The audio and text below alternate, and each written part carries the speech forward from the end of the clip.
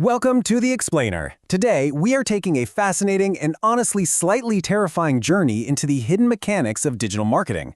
We're going to peel back the layers on exactly how the internet gets you to click, buy, and engage. But more importantly, we're going to look really closely at the ethics behind these FOMO tactics. So settle in, because what we're about to uncover, well, it's probably going to change the way you look at your screen forever. Okay, let's dive right in. I want you to think about the last time you were shopping online. Have you ever bought something just because a little timer was ticking down at the top of the page? Or, because a pop-up told you there were only 2 items left in stock? We've all been there. We've all felt that sudden spike of anxiety, that intense fear of missing out on a great deal. It feels so incredibly urgent in the moment, right?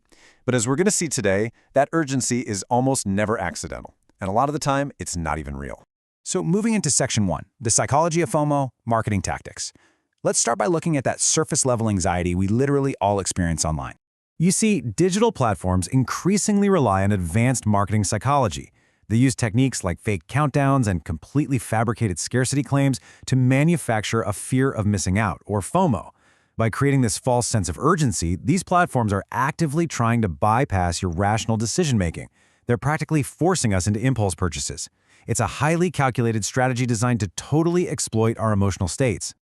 Okay, so researchers in the Journal of Economics, Finance, and Management Studies have actually broken down the basic principles designed to subtly bypass our logical brains. They identified 5 main triggers. First is priming, which essentially plants an idea without you even realizing it. Then there's reciprocity, making you feel obligated just because you got a discount. Social proof, which uses the crowd to validate a choice. The decoy effect, which throws in objectively bad alternatives just to make the main product look way better. And of course, scarcity, faking low stock so you absolutely panic buy. Now, these triggers are undeniably effective at driving conversions, but they raise some massive ethical questions.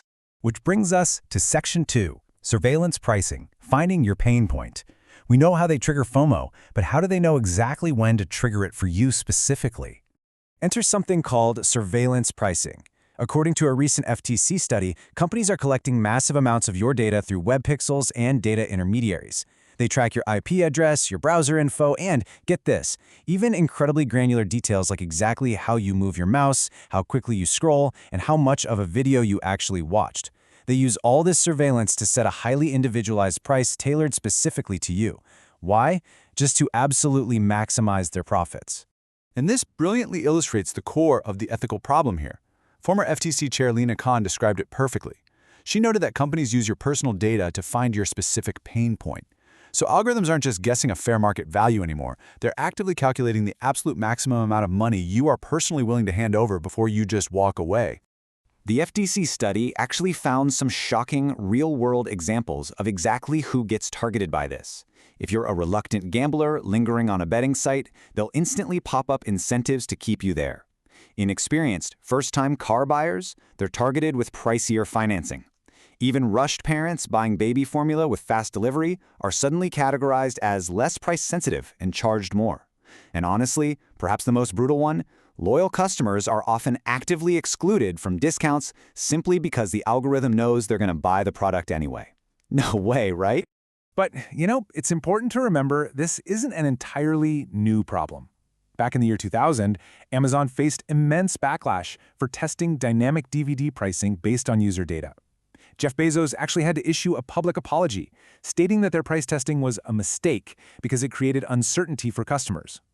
Well, fast forward a couple of decades, and that so-called mistake has evolved into an incredibly sophisticated, multi-billion-dollar hidden infrastructure. All right, Section 3, monetizing emotions, the rise of rage bait. Let's take a lateral step here, moving from the anxiety of FOMO to the weaponization of our anger. If we look at the evolution of the attention economy, we see a pretty disturbing trend. In the early 2000s, we had trolling, which was mostly just a weird hobby for people looking to derail forum threads. By 2012, publishers relied on the curiosity gap, that era of clickbait, where headlines intentionally withheld information just to get you to click. But curiosity is fragile. By 2025, the Oxford Word of the Year was literally rage bait. We moved from innocent clickbait to an entire ecosystem where success is measured by engineering outrage, simply because anger is robust and completely self-sustaining. So how does this actually work? Well, it exploits what researchers call the compulsion to correct. Imagine scrolling and seeing a video of someone cooking a premium steak in a toaster, something often called incompetence porn. You instantly experience cognitive dissonance. It just feels so wrong. So you leave an angry comment correcting them. When you do, you get a fleeting hit of dopamine, a tiny sense of superiority. But here's the trick. The platform just sees your comment as engagement, which boosts the video to thousands more people. You essentially act as a useful idiot for the algorithm, feeding the exact same machine that annoyed you in the first place. And the stakes here are massive, even for legacy brands. In 2025, Jaguar launched a high-fashion lifestyle rebrand that the internet immediately read through a culture war lens as DEI signaling. Elon Musk even tweeted at them, "Do you sell cars?" It was basically deemed unintentional rage bait. The real lesson here is that in our highly polarized digital environment, ambiguity is almost always interpreted as hostility. The result? Massive visibility for Jaguar for sure, but a catastrophic loss of brand equity among their core demographic. Section 4. The death of caveat emptor, which brings us to an ethical reckoning. Where do all these manipulative algorithms actually leave our traditional rules of commerce? For centuries, trade operated on the principle of caveat emptor, which means buyer beware. In a traditional physical market where you can hold and inspect a product, the risk lies completely with the buyer. But digital scholars argue this rule is completely dead online. Because of massive information inequality, we now need caveat venditor, seller beware. In the digital realm, sellers have all the data, and buyers can't even inspect the goods. Therefore, the burden absolutely must shift to the sellers to ensure they aren't misleading us. The old-school rules simply no longer protect consumers from this kind of algorithmic manipulation. That leads perfectly into Section 5, abuse of circumstances.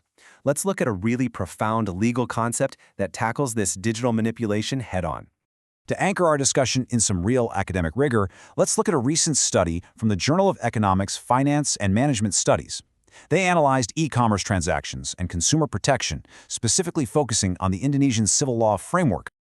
The researchers highlighted a fascinating doctrine rooted in Dutch and Indonesian law called misbruik van omstandigheden, which translates to the abuse of circumstances. This occurs when an agreement looks totally legitimate on paper, but it was actually born from a dominant party actively exploiting the weak or vulnerable condition of another party.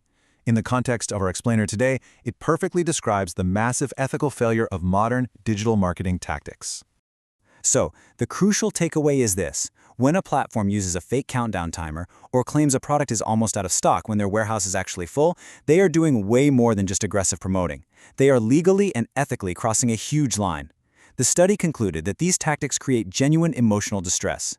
This distress actively suppresses and interferes with the consumer's freedom to make a rational, informed choice. And finally, Section 6. Protecting free will, the ultimate casualty. Let's peel back this last layer of the onion and discuss what is actually at stake here. Under civil law frameworks, such as Article 1320 of the Indonesian Civil Code, for any agreement or purchase to be valid, it must be born of free will. There can be absolutely no mistake, no coercion, and no fraud. When companies use psychological FOMO tactics or surveillance pricing to basically manipulate you into an impulse buy, researchers argue this creates a defective will. Legally speaking, because the agreement was made under manipulative psychological pressure, it could theoretically be canceled altogether. That is exactly how seriously the law views the subversion of your free choice. So, what can you actually do about this today? Well, the recent FTC report on surveillance pricing listed some defensive measures you can take right now. You can use private browsers, actively opt out of consumer tracking, frequently clear your cookies, and use VPNs to shield your data. But even the FTC admits these steps are a huge hassle to maintain and are often easily bypassed by complex device fingerprinting anyway. The burden shouldn't just be on us to hide from these companies. That's exactly why the path forward has to be structural. We're already seeing states like New York banning undisclosed personalized pricing, and the UK is introducing massive fines for hidden digital pricing. The academic consensus demands stricter regulations on algorithmic pricing, strict bans on fake scarcity, and a massive societal push for increased digital literacy so we can all finally recognize when our emotions are just being farmed for profit. I'm going to leave you with this to chew on. As you navigate the internet today, clicking past timers and scrolling past outrageous videos, if a purchase or a click is driven by a fake countdown clock or by anger that an algorithm perfectly engineered to trigger you, did you really make that choice of your own free will? Thanks so much for joining us on this explainer, and we'll see you next time.